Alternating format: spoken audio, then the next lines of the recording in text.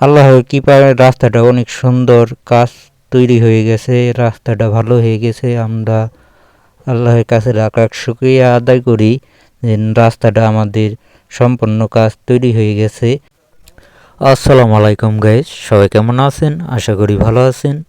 আজকে নিয়ে আসলাম নতুন একটি ভিডিও আপনাদের মাঝে। আপনারা ভিডিওটা পুরো জুড়েই থাকেন আর দেখেন। আমাদের বড় কায়নাকান্দি হতে আর বৈনাগাঁও 2 গ্রাম নিয়ে এই রাস্তাটা অনেক যেই অবস্থা ছিল, মেঘ বৃষ্টিতে তা বলার মতো নয়। মাঝে সাঝে জুতা হাতে নিয়েও চলতে হয়েছে এই রাস্তায়, এত পরিমাণ খারাপ ছিল রাস্তাটা। মেঘ বৃষ্টি আসার আগেই রাস্তাটা সম্পূর্ণ কাজ সম্পূর্ণভাবে হয়ে গেছে। আশা করি আমাদের আর ভোগান্তিতে পড়তে হবে না। এই রাস্তাটার জন্য জনগণের অনেক ভোগান্তিতে পড়তে হয়েছে, আর ভোগান্তিতে পড়তে হবে না। এখন এই গাড়ি পেতেই আমরা চলাফেরা করতে পারবো।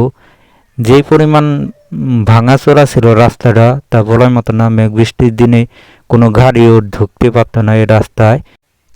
এই রাস্তাটা যেই পরিমাণ খারাপ ছিল, যারা এই রাস্তায় কোনো সময় ঢুকছেন তারাই দেখছেন। আমি আর নতুন করে কি বলবো, তা যারা এই রাস্তায় চেনেন অবশ্যই তারাই জানেন। এই রাস্তায় যদি কেউ একজন আমাদের এই রাস্তায় কোনো একজন রোগী যদি থাকতো, তাকে নিতে নিতেই সে গাড়িতেই মারা যেত, এমন অসুবিধা হতো।